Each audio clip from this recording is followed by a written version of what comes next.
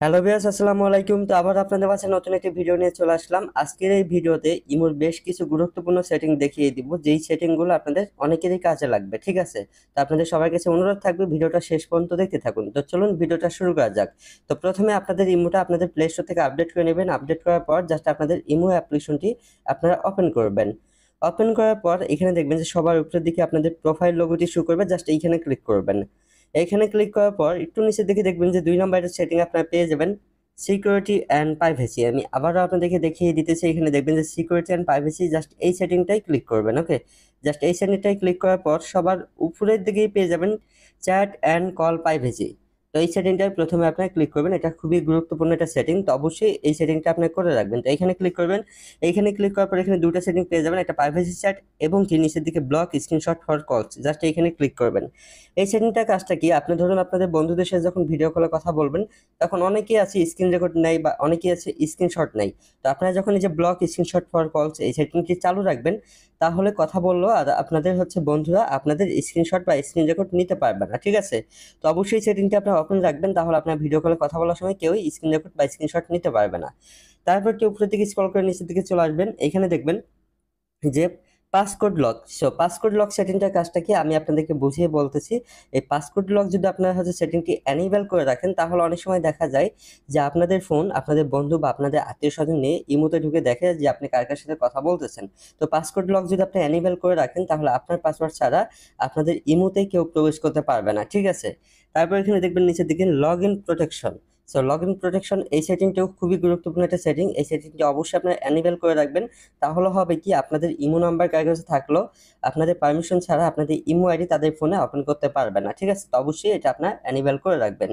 তারপর এখান থেকে আপনি জাস্ট ব্যাকে চলে আসবেন। ব্যাকে আসার পর একটু উপরের দিকে স্ক্রল করলে এখানে পেয়ে যাবেন ম্যানেজ ডিভাইস।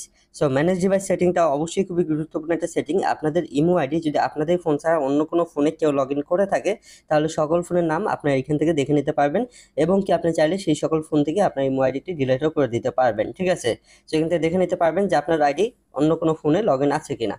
সো আমার আইডি দুইটা ফোনে লগ ইন আছে, যার কারণে দুইটা ফোনের নামই দেখাইতেছে। তারপর একটু নিচে দিকে দেখবেন যে ব্লক লিস্ট নামে একটা সেটিং পেয়ে যাবেন। সো অনেক সময় দেখা যায় যে আমরা কোনো বন্ধুদের সাথে রাগারাগি হইলে বা ভুলেতে অনেক সময় কারো আইডি ব্লক করে থাকি। তো সেই সকল আইডি আপনি এখান থেকে দেখে নিতে পারবেন এবং কি আপনি যদি কোনো আইডি আনব্লক করতে চান, তাহলে এখান থেকে খুব সহজেই আপনি আনব্লক করে দিতে পারবেন, আবার হচ্ছে আপনাদের বন্ধুদের আইডি। ঠিক আছে, সো আশা করি বুঝতে পারছেন। তারপর একটু নিচের দিকে আসবেন, আসলে এখানে পেয়ে যাবেন কলস নামে একটা সেটিং। জাস্ট এই কল সেটিংটি খুবই গুরুত্বপূর্ণ একটা সেটিং। আমরা অনেক সময় কাজে থাকলে অনেকে আমাদের ইমোতে কল দিয়ে বারবার বিরক্ত করে, তো আপনি চাইলে এখান থেকে সেটিং থেকে বন্ধ করে দিতে পারবেন ইনকামিং কল। ঠিক আছে, তো জাস্ট এই কল সেটিংটা ক্লিক করবেন। ক্লিক করার পর এখানে দেখবেন যে আপনাদের যদি এভরিওয়ান দেওয়া থাকে, তাহলে আপনাদের ইমোতে সবাই কল দিতে পারবে। আর আপনি যদি এখান থেকে নো বডি সিলেক্ট করে রাখেন, এখানে সবার নিচে দেখবেন যে নো বডি নামে একটা সেটিং আছে। জাস্ট এই নো বডি যদি সিলেক্ট করেন, তাহলে আপনার ইমোতে আর কেউ কল দিতে পারবে না, তবে আপনি সবাই কল দিতে পারবেন। এবং কি আপনি চাইলে মাই কন্ট্যাক্টটা সিলেক্ট করতে পারেন। মাই কন্ট্যাক্ট যদি দিয়ে রাখেন, তাহলে আপনাদের ইমো নাম্বার যাদের ফোনে সেভ আছে তারাই কল দিতে পারবে। সো আশা করি আপনি সবকিছু বুঝতে পারছেন। তারপর একটু দেখবেন অনলাইন স্ট্যাটাস নামে একটা সেটিং আপনি পেয়ে যাবেন। সেখানে দেখবেন যে হচ্ছে আপনারা যখন অনলাইনে থাকেন, তখন সবাই কিন্তু দেখে নিতে পারে যে আপনি অনলাইনে আছেন। তো এখানে থেকে আপনি এভরিওয়ান দিয়ে রাখলে সবাই দেখতে পারবে যে আপনি অনলাইনে থাকবেন।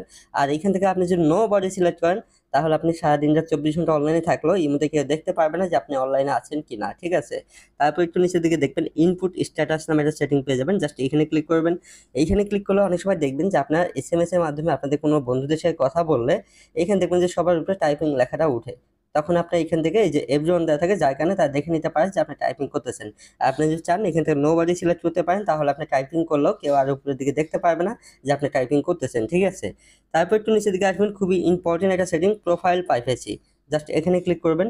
এইখানে ক্লিক করার পর সবার উপরের দিকে আপনি একটা গুরুত্বপূর্ণ সেটিং পেয়ে যাবেন, ব্লক স্ক্রিনশট ফর প্রোফাইল। তো এই সেটিংটার কাজটা কি আমি আপনাদেরকে বুঝিয়ে বলতেছি। জাস্ট এইখানে ক্লিক করবেন। এইখানে ক্লিক করার পর এটা যদি আপনি ওপেন করে রাখেন, তাহলে আপনাদের প্রোফাইলের স্ক্রিনশট কেউ নিতে পারবে না।